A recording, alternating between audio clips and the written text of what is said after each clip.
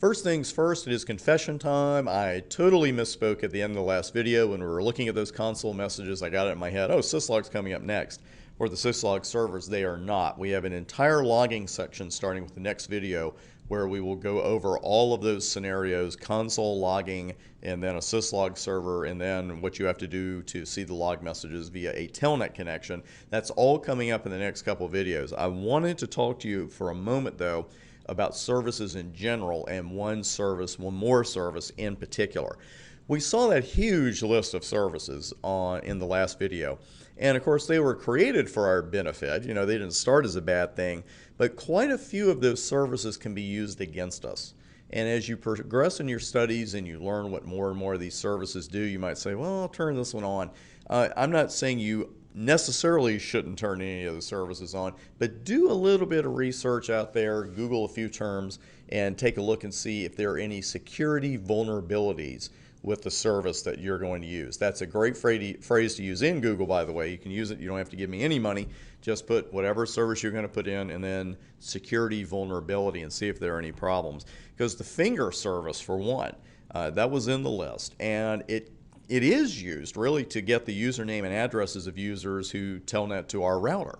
And that's information we might want and that we can access, but the problem is when you open that service up, intruders might be able to access that information either. It's probably something we don't want.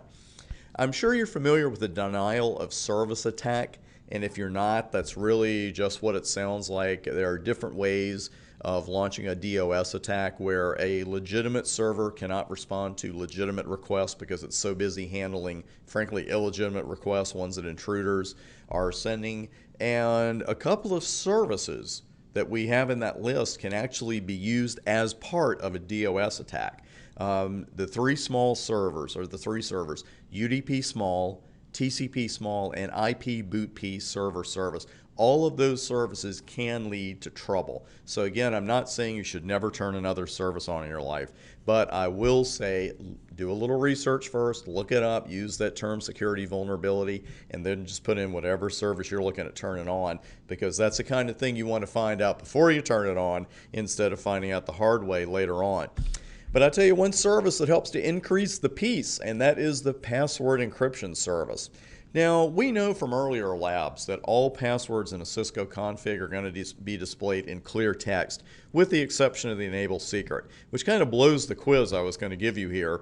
But here on Router 1, a lot going on, I admit, but I did that for you on purpose because I want you to get used to seeing a crowded window as well. And you can see about 6 lines down what I did. I set an enable password, I set an enable secret, I set a username password combination, creating a database technically. Then I went to the console port, put the password of CSENT on, and then I went to the VTY lines, our telnet lines, and put the password football on. So, and I'm sure that you noticed something in that list, right? What I've got in front of you right now. I didn't enter CCNA as an enable password. I just put CNA. Watch that kind of thing, especially in a lab where you're so used to just putting, Cisco-related terms or your favorite football teams or whatever. Just eyeball them again, because of course, if someone's entering the enable password CCNA or the enable secret CCNA, if that's what I'd set it to, and instead it's been set to CNA, obviously there's going to be a small problem. Now, when I run show run, what do I expect to see? Well, here's what I see at the very top to begin with. Whoops, one button pushed too far. There we go. So the enable secret, I've got the number 5, and then I have all these characters. That password has been hashed, and it's a form of encryption, and it's been done by the Message Digest 5 protocol, or MD5. And you can tell that anytime you actually see the number 5. And the only reason we're seeing it here with enable secret is that that one is done by default. That one's encrypted by default. Now, enable password, my enable password of CNA is just sitting there in clear text. Here's username Chris, password 0 Bryant, the 0 indicating that no encryption's been done. And we go down to the bottom here. Let's have a look. There's my console password of CSENT just sitting there. There's my password, my telnet password football just sitting there. And that's probably not something we want. So what we can do is run that password encryption service. And let's just go ahead and do that. Take a look at the options here. Here's that full list again in case you needed to see it. And there's that, sometimes iOS help is not helpful. You know, here's finger, and it's allow responses to finger requests. Well, okay, that doesn't really tell me a whole lot, but we know that's one we don't want to just turn on for fun. And let's do password encryption and see what our options are. Hey, there aren't any. That's the thing with a lot of services. There aren't any options. You're either turning them on or turning them off. So I will take that. And there's our Control Z. And now I'll do a show run. And what will happen now when I have pre-entered passwords, if you will? I have passwords that I entered before I ran the service. Will it go back and encrypt all the passwords in that config? You may never thought about it that way. Let's see. It sure did. Look at that enable password right under the enable secret. And I know I don't need to tell you this, but that's what some people run into. They'll see enable password and they'll kind of skip over that and go, oh, that's the password, 013022825. No, it's not. It is the encrypted version of the password. If we try to enter 013022825 for the enable password, it will not work. Note this 7 here. And I believe we're going to see that with every other password here. This means it's encrypted, but it's the lowest level of encryption. And to be blunt, very, very blunt here, this encryption can be broken by a program you can find out on the net very easily. You can find it in about a minute and probably crack these passwords in about 30 seconds. So I'm not saying that's your homework assignment, because it's not, but if you want to go out and look for such programs, you can. Just don't use them for ill will. But that's why you see that 7 there. It's the level of encryption, and it's a very, very low level. This helps to defeat what we call the over-the-shoulder network attack.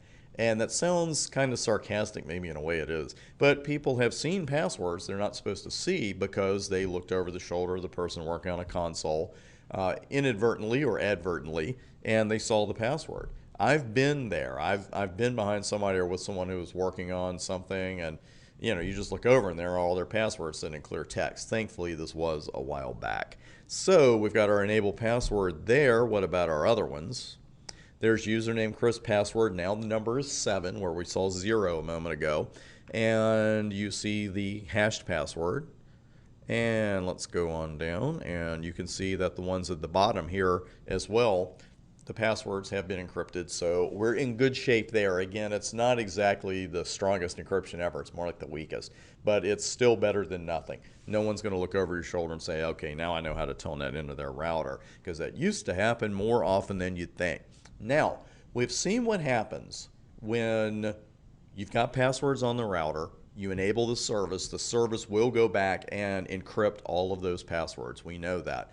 What if we turn the service off? How can we de-encrypt these passwords? How can we run that backwards, so to speak?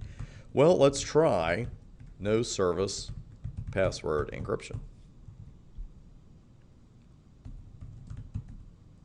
And by golly, those passwords are still encrypted. And you can see, actually, since we talked about the enable password, I can look at that, 013022825. Nothing changed. Here's the thing. You can't run this encryption backwards. You can't unencrypt it by running the no service password encryption command. So you can see the username, Chris, password, that one is still encrypted. And so are these. Now, what I can do is overwrite the current ones. So if I wanted to go back and set the enable password to CCNA now, what would happen? Would it show up encrypted or unencrypted? Let's find out.